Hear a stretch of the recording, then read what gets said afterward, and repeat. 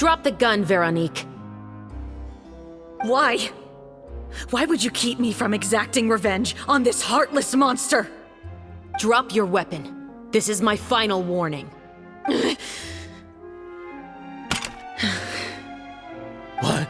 What is going on? Do I have to spell it out for you, Morris? Everything that took place just now was staged to get you to confess the truth. But this last part is all improv, of course.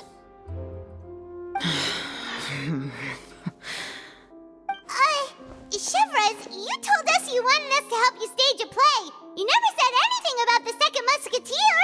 It's because even I had no way to confirm my theory until now. Thank you for your performance, Yoimiya. Could I trouble you to go and bring in the other Special Patrol members? They should be on standby just outside. Oh, and please tell the other cast members not to worry about us. We'll be rejoining them shortly. On it.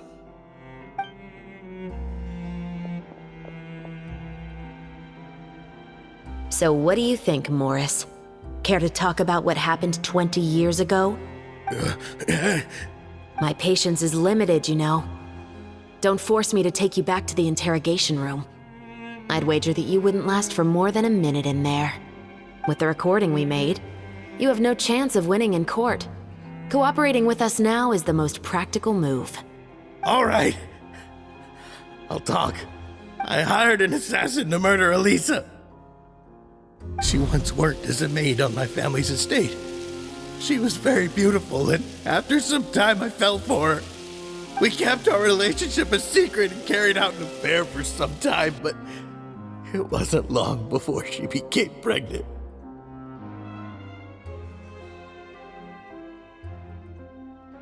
And if my parents ever found out, they would have stripped me of my inheritance and status, driven me out of my home. I also didn't expect Elisa to insist on bringing the pregnancy to term. She even asked me to leave my family and travel far, far away with her. She believed that you were truly in love with her. I didn't have a choice. I gave her a large sum of mora, told her to leave the family and to get rid of the baby. But then years later, she sent me a letter. There were photos of 2 children, and she even asked if I could find some time to visit them. Huh? 2 children? Paimon thought Baptiste was the only... you mean... Even if she had the children against your will, you could have just ignored the letter entirely. Why kill her?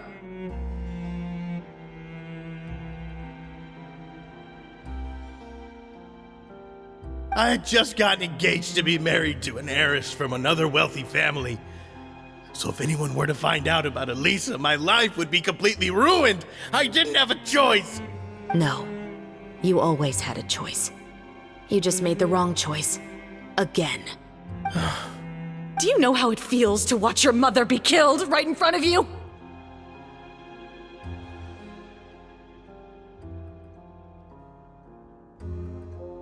My brother and I were hardly even school age yet. We were hidden beneath the floorboards, grasping each other's hands like a lifeline. We were so terrified that we didn't even know we could ever take a breath. All we could do was to watch Mother try to fight back, and then collapse to the floor. Even after the assassin left, we were still too terrified to leave our hiding spot. We thought that he might come back. It was only until the next evening when we finally climbed out and gathered around our mother. But she had already become cold and stiff to the touch. You made up your mind right then and there to bring this case to light.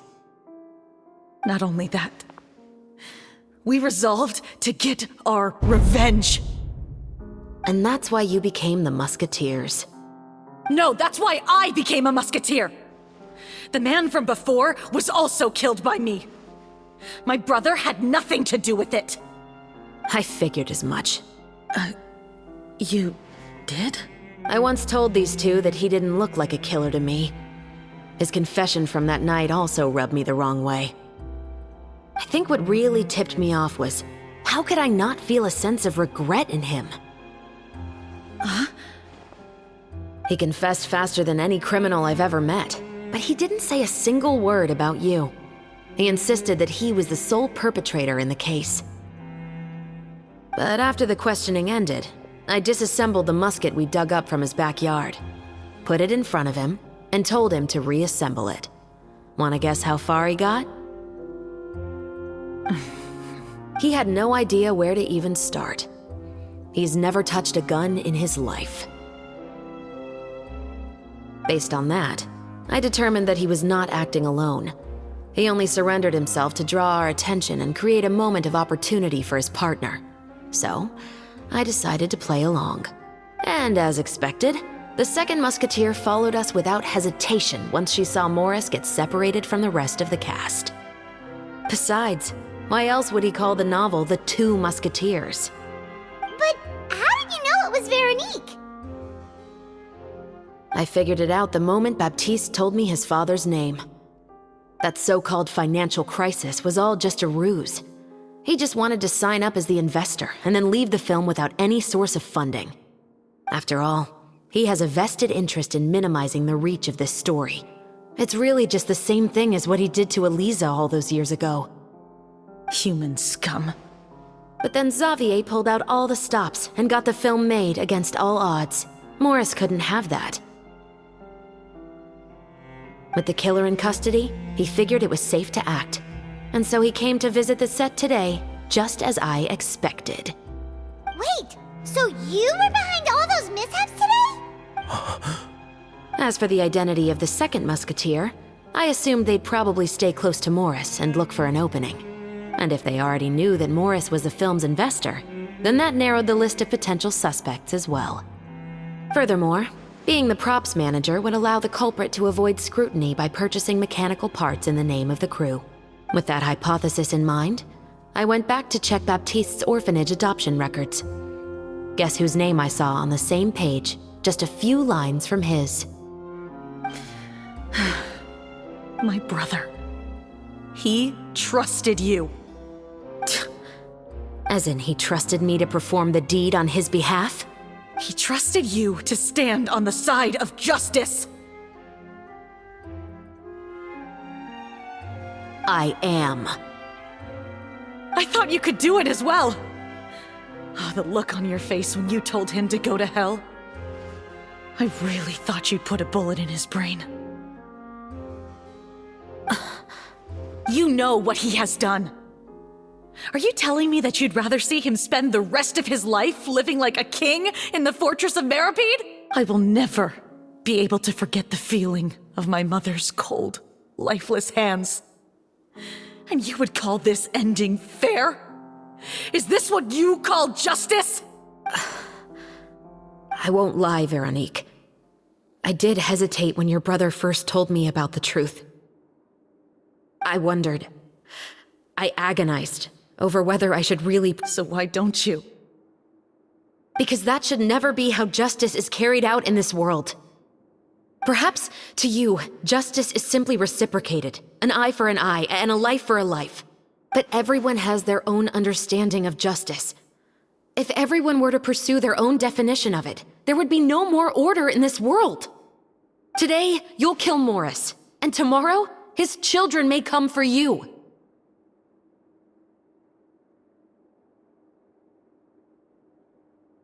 The world cannot render judgments based on a desire for revenge. That will only lead to a cycle of revenge, as well as the destruction of order and civilized society.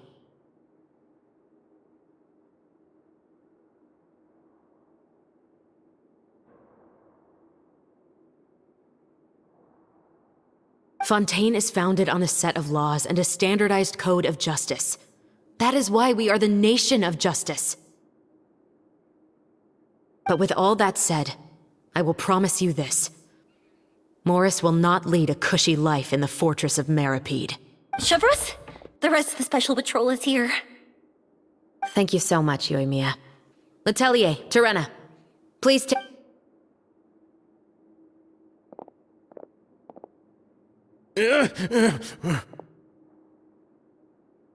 I still can't agree with your reasoning. I know. justice has not been delivered. At least, not today.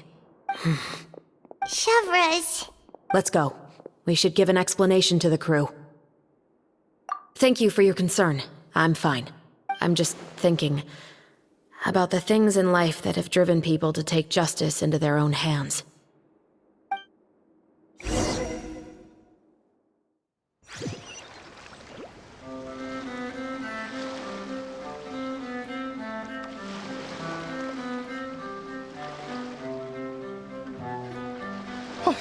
Who would have thought Morris would turn out to be... I'm at a loss of words. How could he have done something like this? I'm just glad that you're all safe and sound. Who knew that such a labyrinth of cases would be behind this story? Well, what should we do now? We have a finished film, of course, but should we still go ahead with the premiere? What do you mean? Shouldn't you be even more motivated to spread the word now that you've learned the truth? Chiori is right. I'd also like more people to see this story for themselves. But the real ending of the story seems to have deviated somewhat from the one in the script.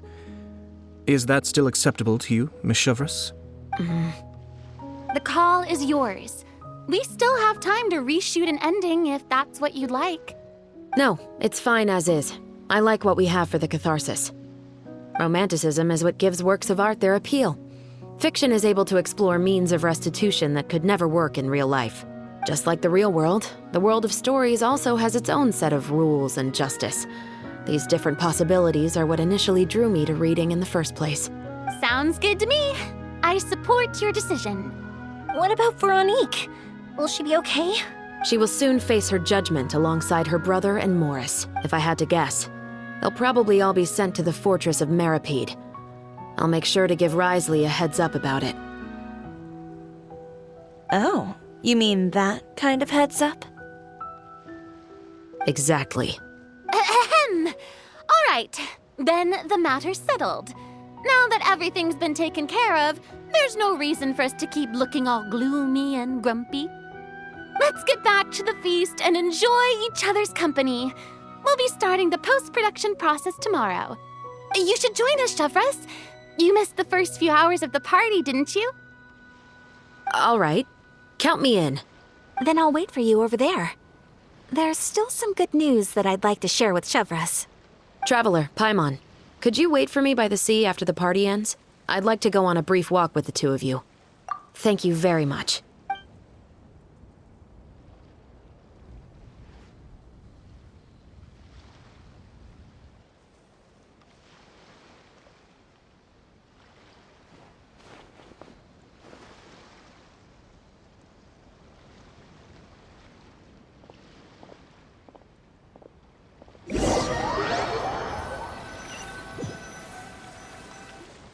Sorry for the wait.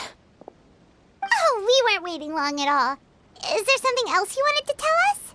No, I don't have anything new to share. I just felt that since you were my investigation partners, I should have another conversation with the two of you.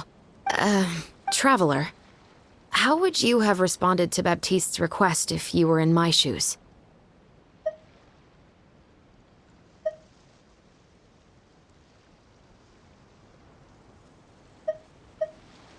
Is that so? Well, thanks for sharing. When I was young, my father often took me here to swim. We'd come rain or shine, even when it was freezing cold. He told me that swimming was the best activity to train one's strength of will. You could never give up before reaching the shore, especially when the water was cold. Oh? Why's that? Because the moment you give up would be the moment you die. At that point, I still hadn't received my vision. One winter, the chilly wind felt almost like knives on my skin, and the seawater was so frigid that it numbed my toes the moment I stepped in. I cried and begged my father to spare me from having to swim across, but he wouldn't listen. He used to be a member of the Special Patrol as well. You could say it was his way of educating his children. That sounds awful. When he saw that I wouldn't stop crying, he just picked me up and tossed me into the icy water. The bone-chilling cold took away my senses. I couldn't feel anything but fear and rage. I waited for my father to save me, but one look and I knew he'd already started swimming for the opposite shore. I realized that if I were to give up, I really would die right then and there. I used all of my strength to try and catch up to my father. Those few minutes felt longer than my whole life up until that point. I did, however, make it to the other side. I've never felt afraid about anything in my life after that, nor have I ever cried again. That way of teaching would have never worked on Paimon. Yeah, I don't think that was the right method for anyone. It's just that, working now as I am in the pursuit of justice, I still sometimes feel like I've been tossed into that winter sea all over again. The anger and the helplessness. Chevreuse. But the worse I feel, the more I know to never give up. The alternative would be to forever lose myself among the waves. Anyway, how about a race? Neither of us will drown, but we can still see who swims faster. You guys go ahead. Paimon will grab the clapperboard to mark the start of the race.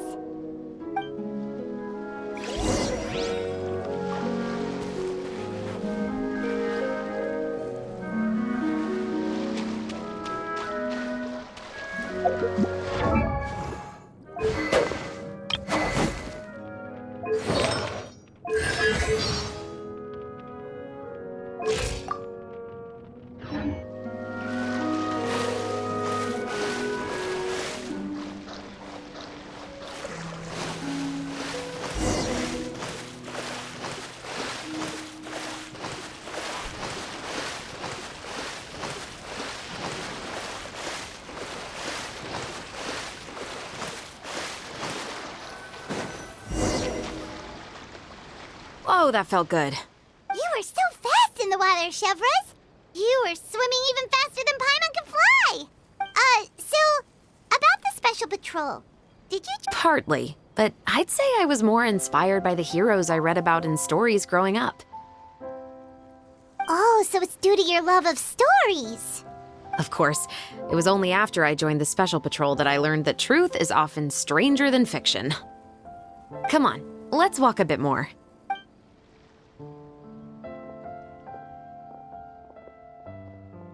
To be honest, I do sometimes question whether the decisions I make are the right ones.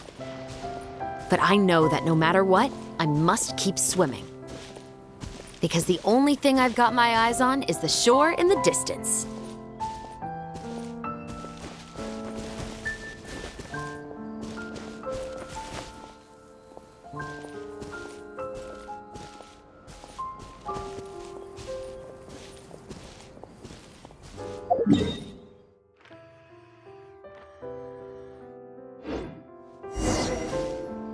Thank you for coming on this walk with me.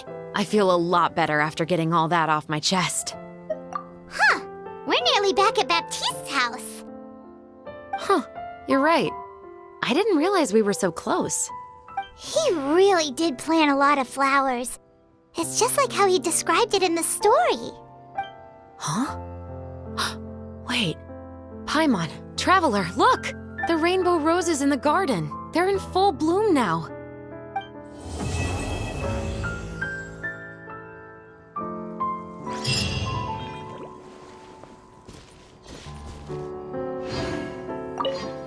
Even though it's a bit late, I must thank you for investigating this case with me. Not on behalf of the Special Patrol this time. It's a personal expression of gratitude from yours truly. Oh, you want to hear more about my father? To be honest, I didn't spend that much time with him. He was always busy with the Special Patrol, so he would often return home really late at night. Some nights, he didn't come home at all. Once, he didn't come home for a long time, maybe a whole week or so. When I went out to buy food, I learned that he had become a criminal, and by extension, that made me a criminal's daughter. But we can talk about that another day.